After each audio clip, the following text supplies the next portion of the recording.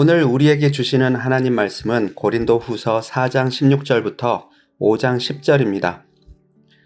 그러므로 우리가 낙심하지 아니하노니 우리의 겉사람은 낡아지나 우리의 속사람은 날로 새로워지도다. 우리가 잠시 받는 환난에 경한 것이 지극히 크고 영원한 영광에 중한 것을 우리에게 이루게 함이니 우리가 주목하는 것은 보이는 것이 아니요 보이지 않는 것이니 보이는 것은 잠깐이요 보이지 않는 것은 영원함이라. 만일 땅에 있는 우리의 장막집이 무너지면 하나님께서 지으신 집, 곧 손으로 지은 것이 아니요 하늘에 있는 영원한 집이 우리에게 있는 줄 아느니라. 참으로 우리가 여기 있어 탄식하며 하늘로부터 오는 우리 처소로 덧입기를 간절히 사모하노라. 이렇게 입음은 우리가 벗은 자들로 발견되지 않으려 함이라. 참으로 이 장막에 있는 우리가 짐진 것 같이 탄식하는 것은 벗고자 함이 아니요 오히려 덧입고자 함이니 죽을 것이 생명에 삼킨 바 되게 하려 함이라. 곧 이것을 우리에게 이루게 하시고 보증으로 성령을 우리에게 주신 이는 하나님이시니라. 그러므로 우리가 항상 담대하여 몸으로 있을 때에는 주와 따로 있는 줄을 아노니 이는 우리가 믿음으로 행하고 보는 것으로 행하지 아니함이로라. 우리가 담대하여 원하는 바는 차라리 몸을 떠나 주와 함께 있는 그것이라. 그런즉 우리는 몸으로 있든지 떠나든지 주를 기쁘시게 하는 자가 되기를 힘쓰노라. 이는 우리가 다 반드시 그리스도의 심판대 앞에 나타나게 되어 각각 선악간에 그 몸으로 행한 것을 따라 받으려 함이라. 아멘.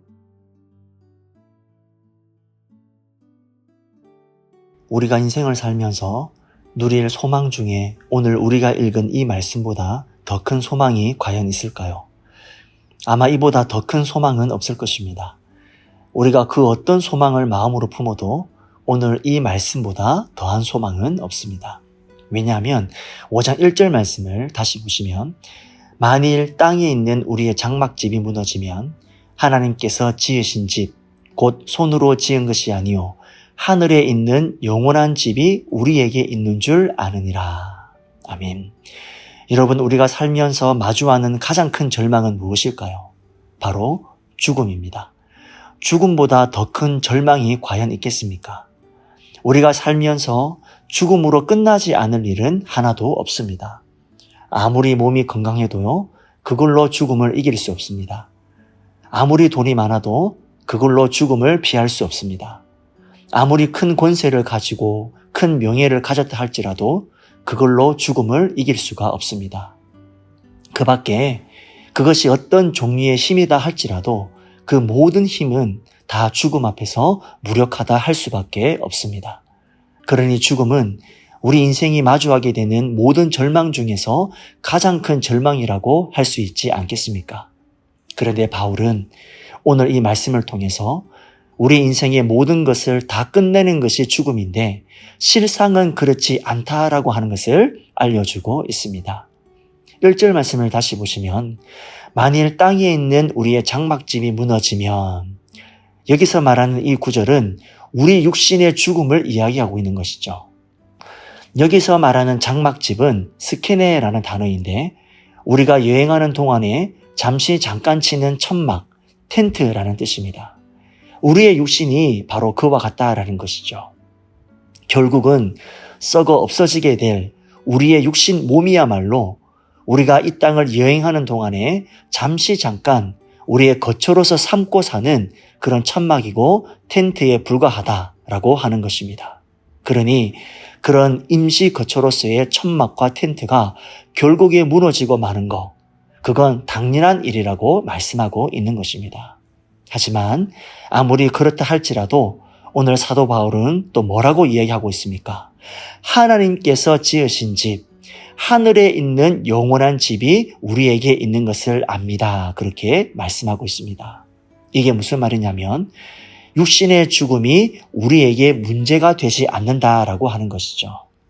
죽음은 오겠죠. 하지만 그 죽음이 모든 것이 끝나는 것이 아니다라는 것입니다. 비록 우리의 육신의 이 장막집은 무너진다 할지라도 우린 저 하늘에 영원한 집을 가지고 있는 사람들이다라고 하는 것을 말해주고 있습니다.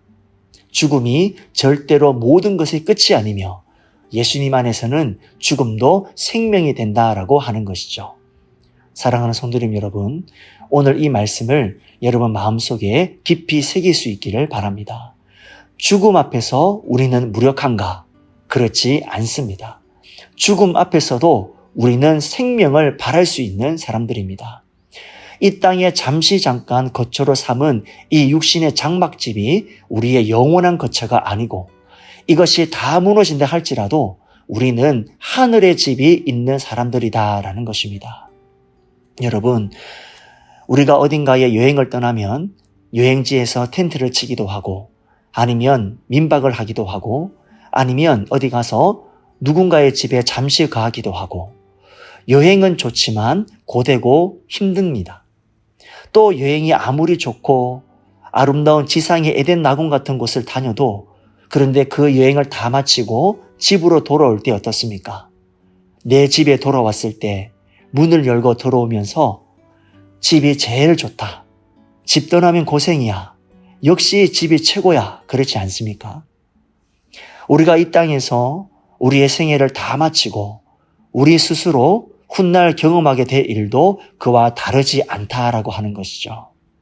하나님의 말씀은 이 세상에 사는 우리를 가리켜 나그네 인생이라고 말씀합니다. 성경에 나오는 야곱이라는 사람도 축복의 사람이었음에도 불구하고 자신의 마지막을 회고하면서 내 나그네 인생길 130년이나 험악한 세월을 살았다라고 고백했습니다. 그렇습니다. 인생은 나그네 길이기 때문에 때로는 험악한 세월이요, 외로움과 슬픔의 세월입니다. 하지만 그 나그네 인생길을 다 마치고 나서 여러분 돌아갈 집이 있다라는 것 얼마나 감사한 일입니까? 험악한 세월을 보내고 고생만 하다가 돌아갈 집이 없다. 그것만큼 힘든 일은 없을 것입니다. 우리 성도에게는 돌아갈 집이 있습니다. 하늘의 집이 있습니다. 왜냐하면 우리에게는 예수의 생명이 있기 때문입니다. 부활이 있기 때문입니다. 우리에게 주어진 우리 모두의 그 영원한 집에 우리가 다 도달해서 우리가 마침내 우리 스스로 고백하게 될 그 말은 무엇인가? 집이 제일 좋다라는 것이죠. 여러분, 우리는 그런 날을 앞두고 있는 사람들이다라고 하는 것을 잊지 말라고 하는 이 바울의 오늘 이 말씀을 우리가 귀담아 들어야 된다라는 것입니다. 여러분, 바울은 늘 죽음의 위협 가운데 살았지만 죽음을 갈망하는 사람이 아니라 영생을 갈망하고 천국을 갈망하는 사람이었습니다. 그래서 그는 죄수자가 자유를 갈망하듯 아픈 사람이 건강을 갈망하듯 배고픈 사람이 먹을 것을 갈망하고 목마른 사람이 물을 찾듯이 그는 천국을 소망하는 사람이었습니다. C.S. 리스트가 이런 말을 했습니다. 천국을 열망하는 사람들이 이 세상에서 가장 많은 선한 일을 했다고요. 그래서 사도 바울은 천국을 열망했기 때문에 그 많은 박해를 불사하고 화목해야 하는 직책을 감당할 수 있었던 것입니다. 사랑하는 여러분, 오늘 이 말씀을 우리 마음에 품어야 하겠지만 오늘 이 말씀을 또 오늘의 소망으로도 삼을 수 있는 까닭을 무엇인가 하면 여러분, 예수님 안에서 죽으면 생명이 된다고 하는 이 말씀은 꼭 죽음을 앞두고만 우리에게 주는 조언은 아닐 것입니다. 이 말씀을 오늘날을 살고 있는 우리들에게 어떤 조언입니까? 바로 어떤 끝도 무언가의 시작이다라고 하는 것을 우리에게 일러주는 말이 아니겠습니까? 사람의 끝이 하나님의 시작이다라는 말이 있습니다. 하나님의 기적은 언제나 인간의 절망에서부터 나타났기 때문입니다. 홍해 앞에 선 이스라엘 백성들을 보십시오. 어떻습니까? 애굽의 바로 군대는 뒤에서 죽이자고 달려듭니다. 눈앞에는 살기등등한 거센 파도가 달려드는 홍해가 기다리고 있습니다. 그 중간에서 이스라엘 백성들은 원망과 좌절과 절망뿐입니다. 하지만 바로 그때 하나님은 그 절망을 하나님의 능력으로 갈라 놓으셨습니다. 십자가 앞에 선 모든 사람도 절망이죠. 하지만 하나님은 그 절망을 부활의 능력으로 깨트리십니다. 그러므로 우리의 여행과 같은 나그네 같은 인생길에서 우리의 삶의 소망은 오직 예수 그리스도이십니다. 살든지 죽든지 예수님만 의지하면 바로 그 끝에서 하나님의 능력이, 하나님의 기적이 시작될 것입니다.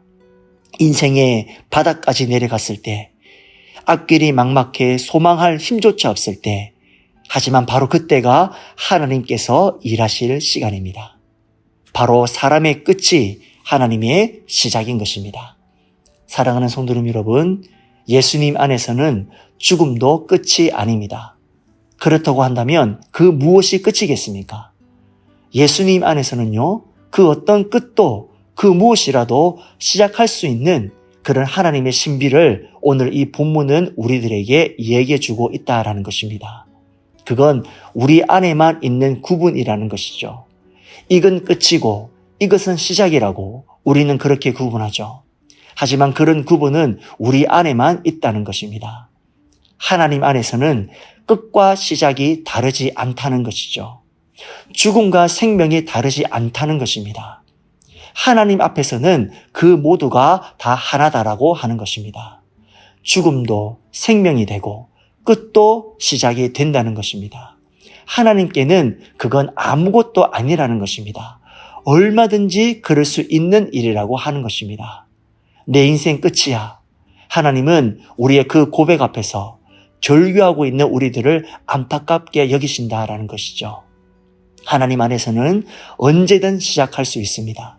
하나님 안에서는 언제든 우리는 생명을, 부활을, 회복을, 기쁨을 노래할 수 있다라는 것입니다. 여러분, 오늘 이 믿음으로 그분을 담대히 바라보는 그런 한 날이 되었으면 좋겠습니다. 여러분, 이 믿음이 반드시 승리합니다. 하나님 안에서는 모든 걸 뒤집는 역전이 있습니다. 여러분, 믿음으로 오늘 한 날을 사시고 여러분 안에 있는 모든 끝을 시작으로 바꾸어내는 그런 영적인 일꾼들이 다 되시기를 주님의 이름으로 축원드립니다.